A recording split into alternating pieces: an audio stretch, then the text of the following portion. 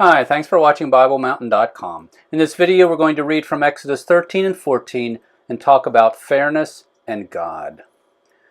We live in a culture where the conventional wisdom is that God is always fair and sweet. What we're going to learn in this video is that oftentimes our beliefs about God, our concept of God, is based more on what we want God to be as opposed to who God really is. We're also going to talk about suffering. It is natural for us humans to try to find a logical explanation for suffering, but we're going to learn in this video that sometimes there might not be a logical explanation. We're going to talk about predestination. There's an ongoing debate within Christianity between God's sovereignty and man's free will.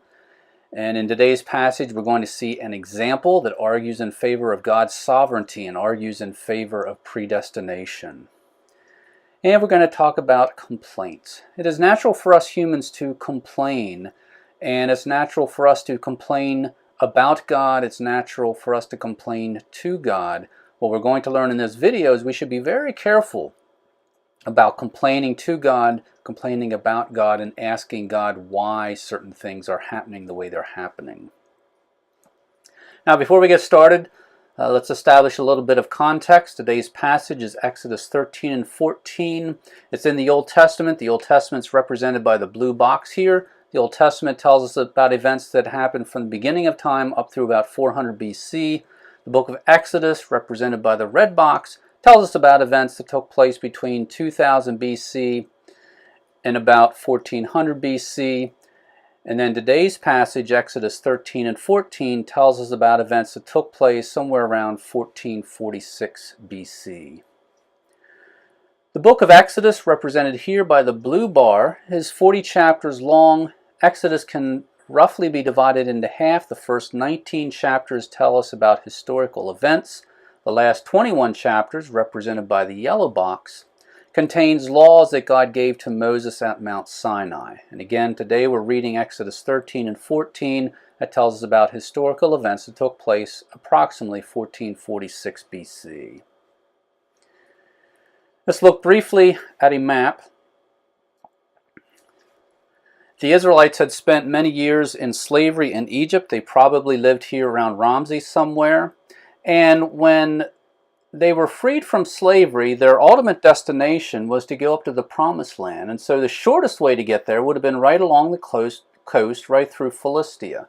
But God did not want them to go that way. He was afraid that when they saw war, they would want to go back to Egypt. So instead, he took them from Ramses and southeast into Sukkot, and then down. And what we're going to read about today is the Egyptians changed their mind after they released the Israelites. The Egyptians realized they had lost this free labor, so the Egyptians pursued the Israelites. They pinned them against the Red Sea somewhere down in here somewhere, and then God brought a wind, parted the waters of the Red Sea. The Israelites walked through, and when the Egyptians tried to go through the sea, God brought the water back and it killed the Egyptians. Now, what you have to understand about that is this area here, the Nile Delta, is a very fertile area, and also the Nile River Valley is a very fertile area. This area out here is all desert, and so when the Israelites left slavery and God took them into the wilderness, they were going into a very desert area, and that would cause problems later with lack of food and lack of water. Now, with all that as a background, let's get started with Exodus chapter 13, verse 17. Now, when Pharaoh had let the Israelites go, God did not lead them by the way of the land of the Philistines, even though it was near, for God said, "The people might change their minds when they see war and return to Egypt." Hence, God led the Israelites around by the way of the wilderness to the Red Sea, and the sons of Israel went up in martial array from the land of Egypt. Moses took the bones of Joseph with him, for he had made the sons of Israel solemnly swear, saying, "God will surely take care of you, and you shall carry my bones from here with you."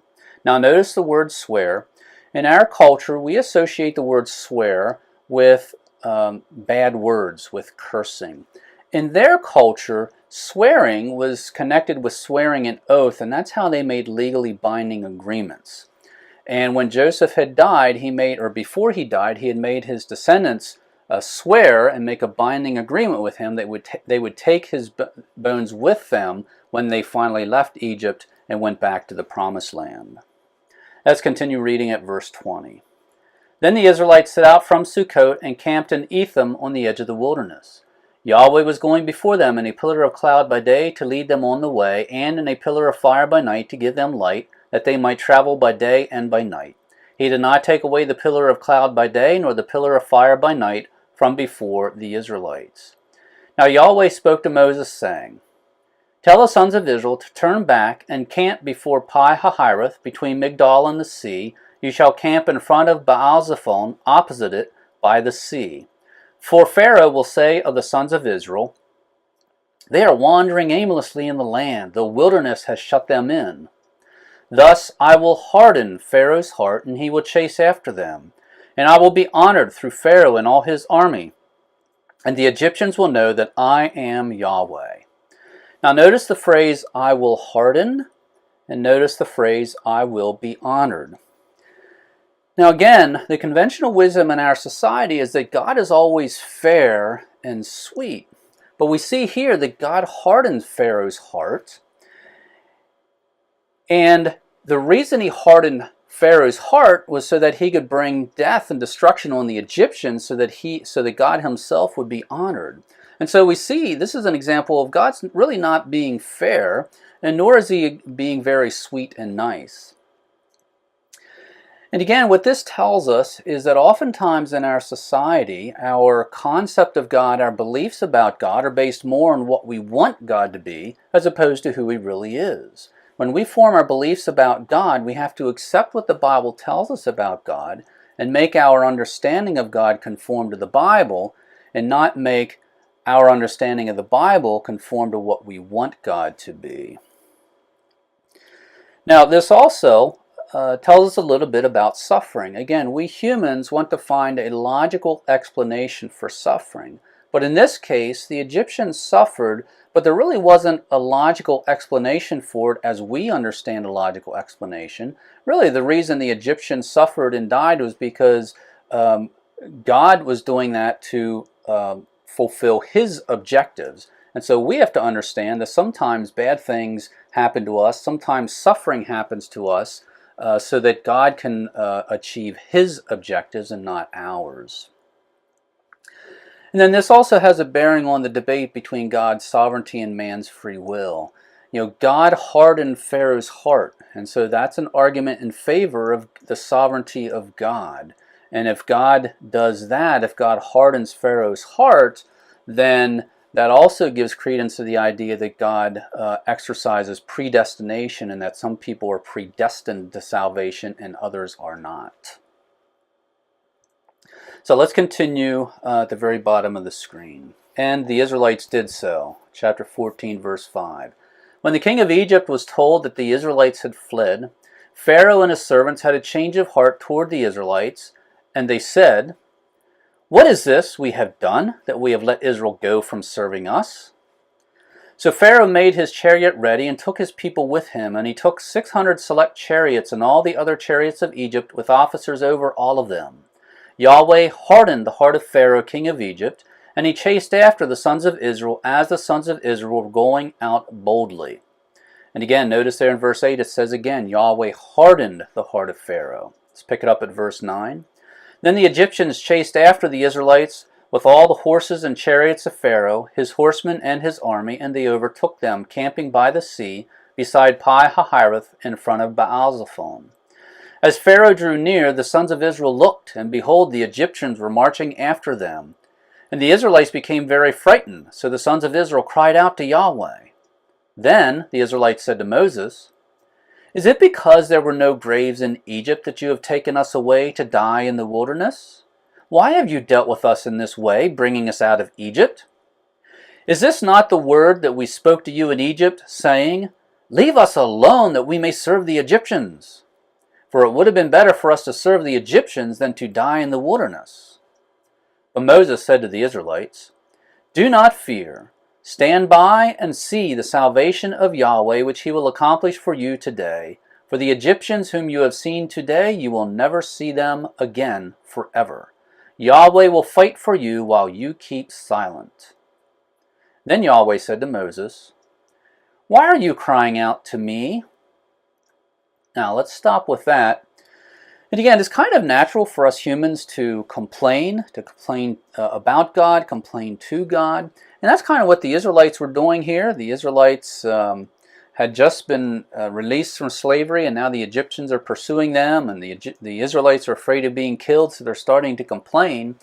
And here we see that God rebuked Moses and the Israelites for complaining and crying out to God.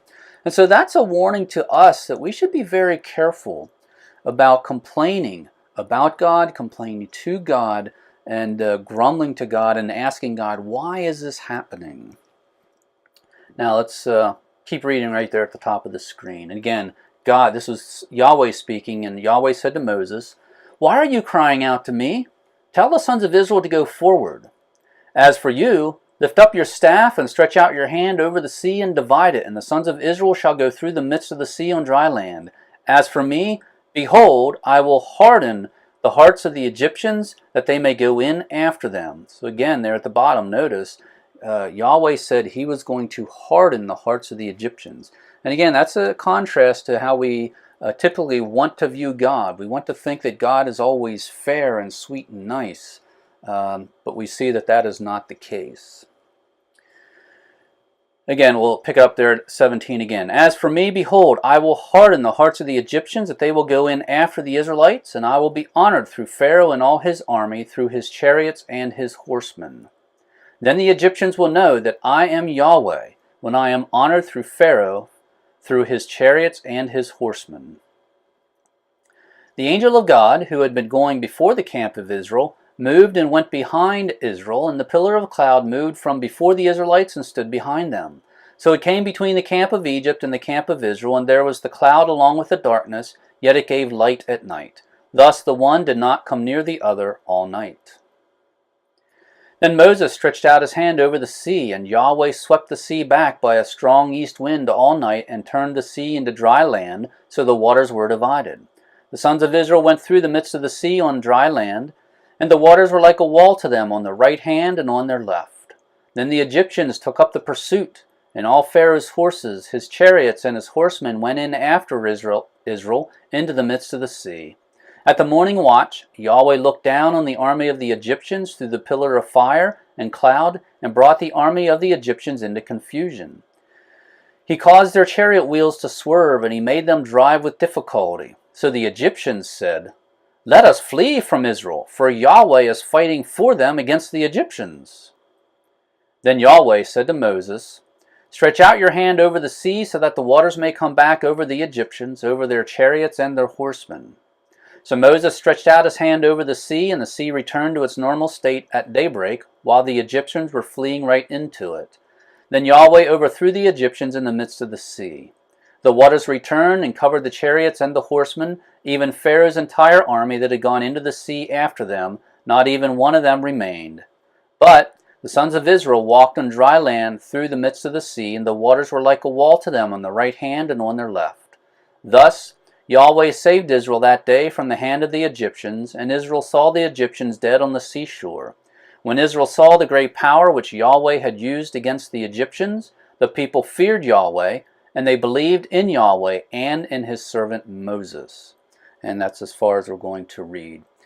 Now, just to review, again, in our culture, the convention of wisdom is that God is always fair and sweet. But we see in this passage that God hardened the heart of Pharaoh, and God killed the Egyptians. And that's an example of God not being fair nor sweet.